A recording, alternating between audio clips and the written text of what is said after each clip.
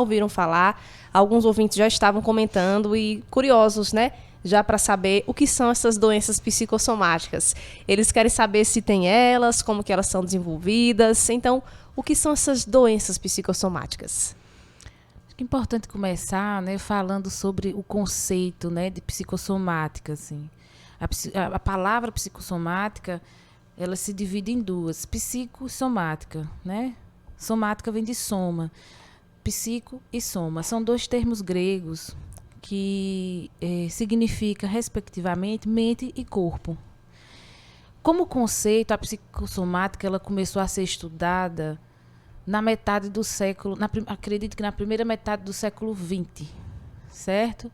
Quando a gente começou ali a entender que mente e corpo era uma coisa só, que a gente não separa. E hoje, de forma unânime na psicologia, todas as linhas da psicologia acreditam nisso, né, diante da ciência, que mente e corpo é uma coisa só. A gente não separa.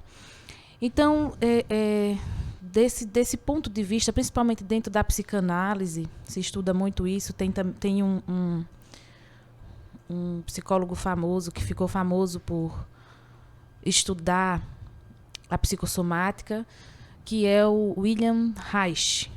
Né? Ele estudou durante muito tempo, ele estudava ali a psicanálise com o Freud, e em algum momento ele começa a divergir com o Freud, né, sobre a psicanálise, pensando nessas questões de mente e corpo, e aí ele vai estudar a bioenergética, a psicossomática, e aí a gente tem hoje o que a gente conhece como psicologia corporal, que é muito baseado naquilo que o Reich estudou. Basicamente, quando a gente pensa hoje mente e corpo como uma coisa só dentro da psicologia, a gente vai entender que é difícil, assim, na medicina a gente pode até ver neurologistas, né, as pessoas da medicina fazendo ainda uma separação do que é doença psicossomática e do que não é. Mas para a psicologia é um pouco difícil para a gente fazer essa separação, porque nas nossas pesquisas a gente encontra esses dados, né, de que mente e corpo é uma coisa só. Então, para a gente, toda doença do corpo está ligada à mente. Então, quando eu recebo na minha clínica alguém que me diz assim: Samira, eu estou com tanta dor de estômago, imediatamente, diante da minha formação, eu já penso: preocupação, ansiedade.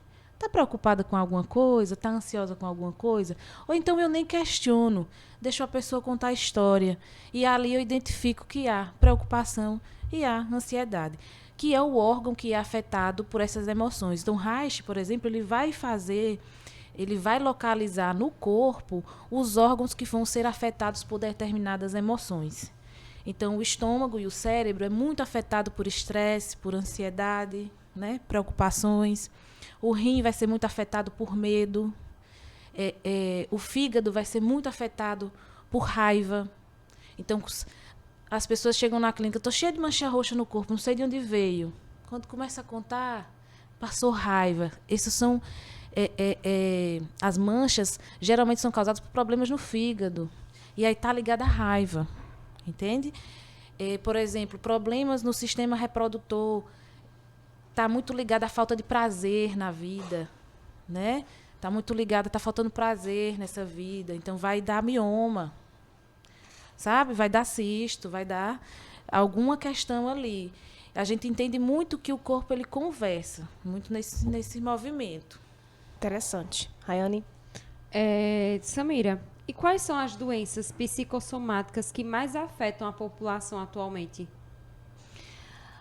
Diante da nossa sociedade moderna, e pensando nisso, que toda doença ela é uma interação entre a mente e o corpo, né, que está junto, que é o psico e a soma, que é o corpo.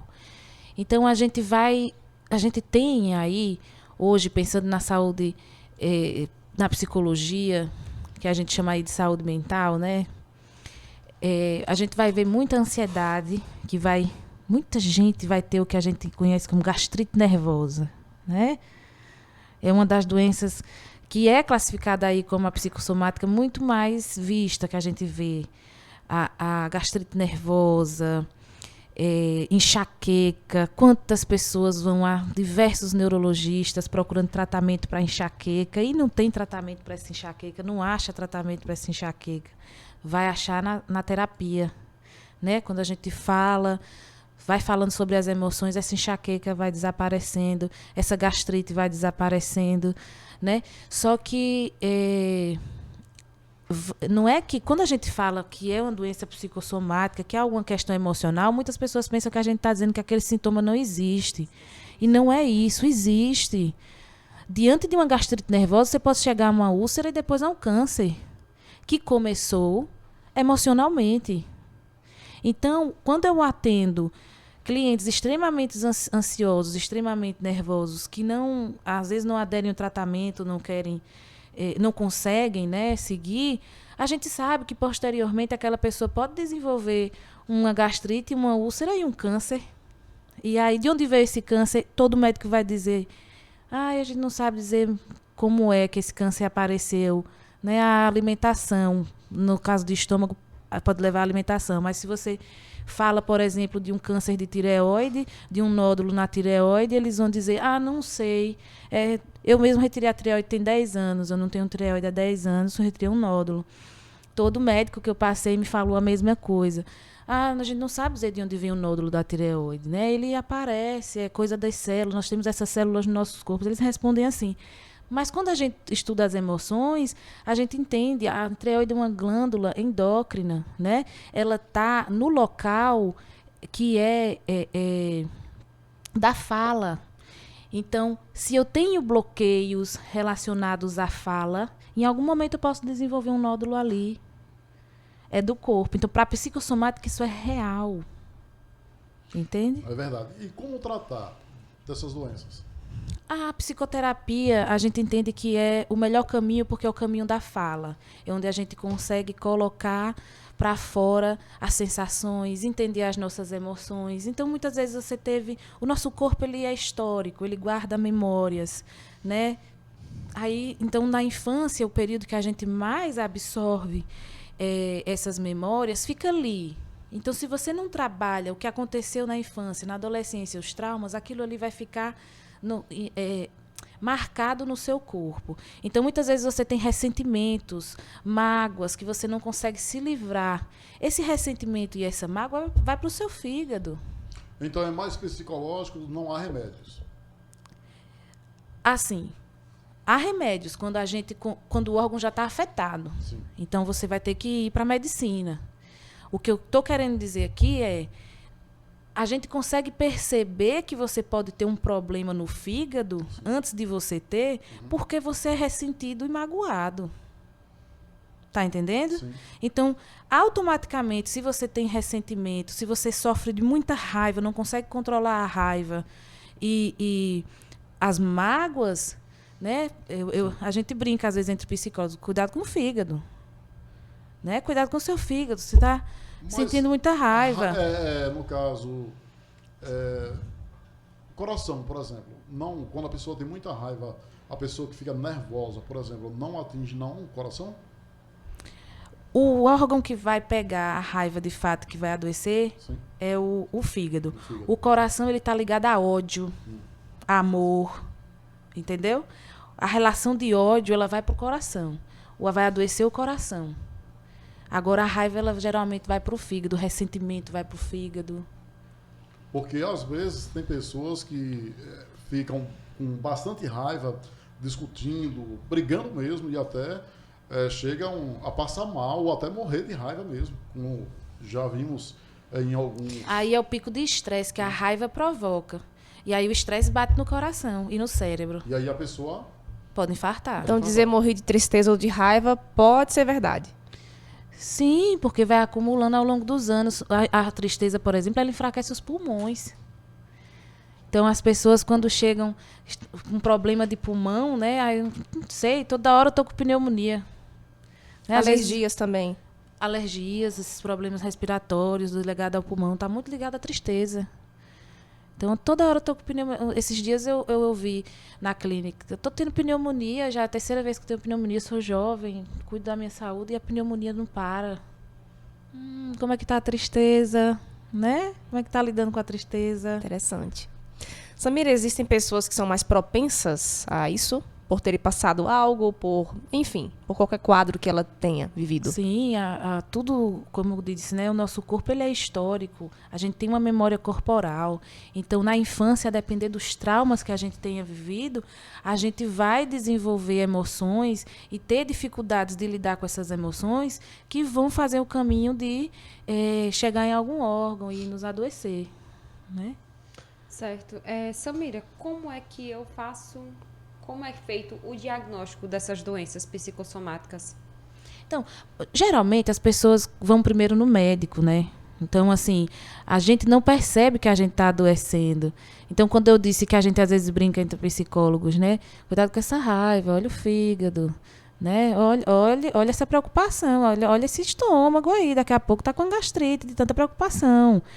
Então, a gente não é ensinado desde criança a lidar com essas emoções. Então, a gente vive preocupado, vive ansioso, vive guardando tensões. E aí, quando a gente vai perceber, a gente já está com uma úlcera, a gente já está com uma gastrite. Então, a gente vai primeiro no médico. O trabalho da psicologia nesse sentido é um trabalho preventivo também. Né? Às vezes a pessoa chega na clínica muito ansiosa, ainda não tem nenhum sintoma de gastrite. Não tem nem enxaqueca, não tem nenhum problema no fígado, não tem nada no rim, nada nos pulmões. Mas a gente percebe que a partir daquelas emoções, se a gente não trata aquelas emoções, elas podem afetar esses órgãos, né? Então, assim, se você consegue perceber que você é uma pessoa muito ansiosa, né? Tenta reduzir essas tensões, vai fazer uma psicoterapia, né? Atividade física, melhor alimentação, tenta separar as coisas, aquilo que você realmente precisa se preocupar, aquilo que não, para no futuro não desenvolver uma gastrite nervosa a partir de tanta preocupação que você teve que às vezes nem era necessário. Então, quando a gente já identifica a doença somatizada já lá no corpo, a gente vai indicar para a medicina, obviamente, e continuar com o tratamento na psicoterapia, certo? E de prevenção a gente explica, olha, isso aí pode causar algum problema nos órgãos e tal. Se não tratar devidamente, pode levar a comorbidades crônicas, difícil de tratamento e, no caso, essa doença, ela, no caso, também tem tudo a ver com traumas de infância? Sim, isso que eu falei agora há pouco. Se não tratar, pode ficar crônico, né? Se a gente não trata as emoções, elas chegam no corpo, afetam os órgãos, pode ser crônico, né? E vem, sim, muitas vezes, dos nossos traumas dentro dessa questão histórica do nosso corpo. E pode tornar a pessoa, digamos, pode levar comorbidades, por exemplo, de deixar uma pessoa, digamos, até mesmo paralisada, sim? Sim. E isso a gente estuda, gente. Freud foi o primeiro o considerado pai da psicanálise, né? Foi o primeiro que conseguiu ver essa relação imbricada entre mente e corpo. Vou dizer assim, primeiro, né? O Freud tratava o que ele chamava de histeria, hoje a gente já chama de conversão, né? Sim. Então, os nossos sintomas, as nossas sensações e emoções são convertidas em sintomas no corpo. Antigamente ele chamava de histeria. Naquele momento que Freud estudava isso, as mulheres eram mais acometidas pela histeria, pela conversão, porque a gente vivia numa sociedade muito mais repressora, né? Então, as mulheres elas não tinham a possibilidade de fala, né, de estar nos ambientes como a gente tem hoje, então isso diminuiu bastante. E ali naquele momento existiam muitas mulheres paralisadas que não andavam, que não enxergavam, que não falavam, e quando elas passavam por baterias extensas de exames, estava tudo normal no corpo, então essa mulher não enxerga, mas quando a gente faz os exames, o olho dela está perfeito. E aí é quando o Freud descobre a hipnose através do seu professor Charcot. Na verdade, o Charcot, ele entende, ele descobre ali a hipnose, mostra o sintoma, mas ele não consegue avançar dali. É onde Freud entra. O que acontecia que o Charcot fazia, né, o professor do Freud? Ele mostrava, por exemplo, ele trazia as mulheres, por exemplo, paralisadas numa cadeira de roda, e aí ele dizia, vejam só, ela não está andando, ela não conseguia andar. Aí ele hipnotizava, né? Com a técnica de hipnose, ele hipnotizava e quando a pessoa estava hipnotizada, ele dizia ande, ela levantava e andava. Então, ou quando não enxergava, quando ele hipnotizava, ele dizia que cor é isso aqui, a pessoa dizia. Aí começaram a entender que, olhe, tem um campo fora do consciente, que aí eles chamaram de inconsciente, né? Que é onde a gente vê essas coisas acontecendo. Então, essa é uma doença que não é do corpo especificamente, está ligada ao que a gente chama de mente. E aí eles entenderam, então é uma coisa só, né? E aí eles começam a estudar isso. Então, muitas pessoas ficam acamadas, né?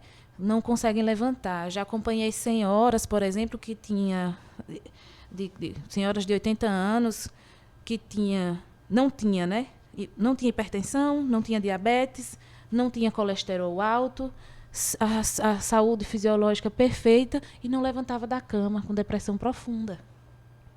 Estou lembrando aqui, Samira, você falando, uma certa época que eu participei da Renovação Carismática Católica e a gente encontrava muito essas realidades. Dentro de uma linguagem da religião, se dizia que se precisava fazer uma oração de renúncia. Só que essa oração de renúncia era justamente falando o que você sentia. Então, eu acho interessante ver você falando sobre isso e interessante ver que essa realidade estava amarrada, de certa forma, à psicologia, ou pelo menos algumas saídas, né, que a psicologia apresenta, que é a fala. Por exemplo, existiam pessoas que não andavam e que já tinham feito muitos exames e não tinha nada. Então, hoje eu identifico que poderia ser uma doença psicossomática que não foi tratada, ninguém identificou, Verdade. e aquela pessoa ficou ali, talvez sem buscar ajuda terapêutica, né, e ficou naquilo mesmo. Pessoas que não podiam falar. Já presenciei várias pessoas que falavam, do nada, sem motivo aparente nenhum, parou de falar. Perdeu a fala. Perdeu a fala. É comum. É comum. A gente tem visto esses sintomas voltando muito. E é isso. É a cura pela fala. E é aí que o Freud aparece e diz a cura pela fala. Inclusive, ele começou fazendo a hipnose e depois ele entendeu que a hipnose não funcionava por si só, porque ele hipnotizava e depois aquela tensão ia para um outro lugar. Ele tirava ali no momento da hipnose e depois ia para outro lugar. Então, ele entendeu que a hipnose pode até servir como um recurso. E tem muito coach vendendo hipnose como cura. Isso é mentira, é comprovado cientificamente. A hipnose ela é um recurso, ela é um meio do tratamento, mas ela nunca pode ser um fim. O fim acontece no processo dentro da fala. Então, a hipnose ela é uma saída real, Samira? É um procedimento, é um método que pode ser utilizado no tratamento. Entendo. Mas ela não pode ser utilizada, como muitos vendem, sozinha. Entende? Porque eu posso até fazer uma hipnose, e aí eu tenho medo de borboleta, aí eu faço uma hipnose e você perde o medo de borboleta. Mas essa tensão vai para algum lugar. Entendi. No futuro, você vai desenvolver uma outra coisa. Então, eu posso até utilizar a hipnose para entender, né, acessar ali, a nível inconsciente, as suas questões. Mas daí eu vou pegar isso que eu entendi ali e vou trabalhar com você no setting terapêutico. Entendi.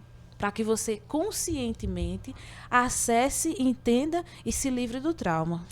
Samira, mais uma questão. Tem vários casos que Freud relata de perda de visão, né? Acho que até você já me contou de uma irmã que perdeu a visão porque estava envolvido com a irmã da outra. Não sei bem como foi o caso. E ela perdeu a visão. De repente, essa mulher está cega. E para recuperar essa visão, o oftalmologista não vai resolver.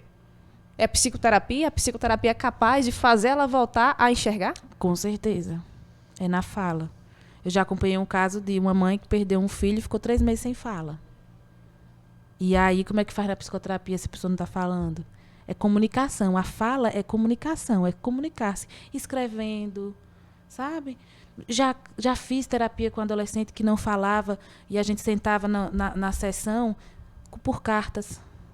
Ou gestos também, né? Pode ser, né? Gestos, mas facilita mais a escrita, se sabe escrever, né? Se não sabe, a gente faz gesto. Mas o negócio é a comunicação, Verdade. É deixar sair. Só uma perguntinha aqui. Como as doenças psicossomáticas, elas afetam o organismo humano, por exemplo? Ela vai...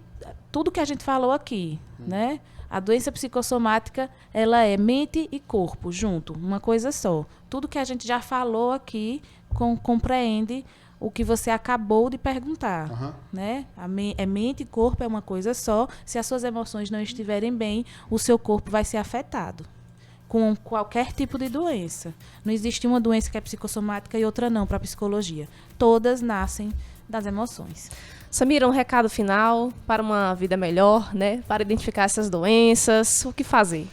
Fiquem atentos às emoções de vocês, né? Observem onde vocês estão colocando a raiva, com o que vocês estão se preocupando, o que está deixando vocês mais ansiosos, ansiosas.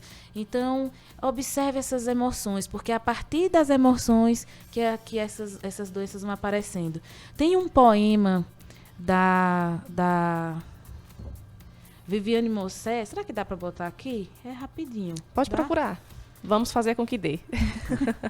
Enquanto isso, a gente vai lendo os nossos patrocinadores, Vamos sim. né? Encerramos com o poema de Samira. Mais um Tribuna chegando ao final, no oferecimento do Bioamargo Original Laranja, que é um milagre natural, diurético, digestivo, útil para dor e inflamação no estômago e acalma o intestino. Você encontra em farmácias e lojas de produtos naturais. No oferecimento do Estomafig. O Estomafig auxilia na digestão difícil, combatendo os males do fígado e estômago, boca amarga, tontura, prisão de ventre, má digestão, azia e queimação. Você alivia tomando Estomafig. Estomafig protege seu fígado e estômago. Estomafig você encontra em todas as farmácias. Restaurante NLB Carregosa, chegou exausto em casa, a geladeira está vazia e o estômago mais ainda. Vá ao restaurante NLB Carregosa e não deixe a fome te derrubar.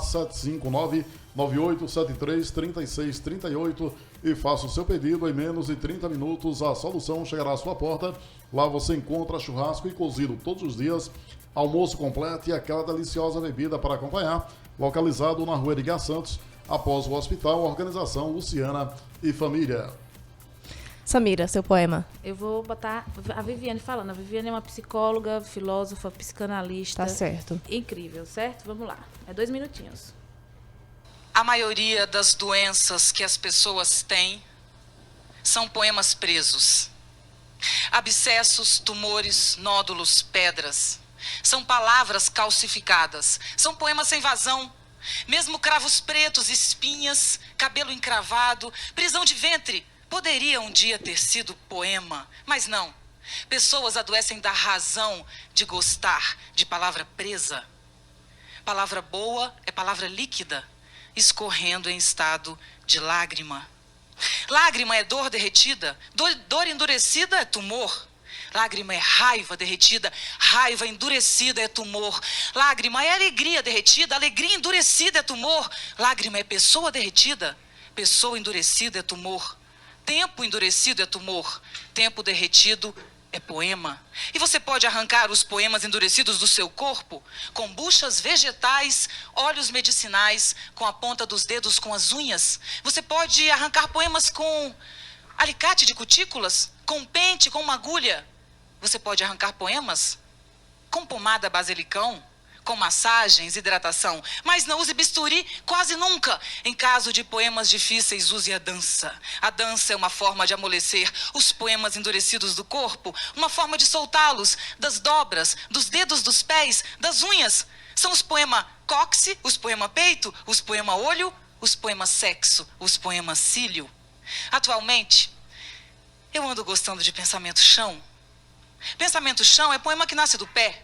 É poema de pé no chão. Poema de pé no chão é poema de gente normal, gente simples, gente de Espírito Santo. Eu venho do Espírito Santo, eu sou do Espírito Santo, eu trago vitória do Espírito Santo. Santo é um espírito capaz de operar milagres sobre si mesmo. Perfeito. Finalizamos aí com a Lindo. Viviane, né?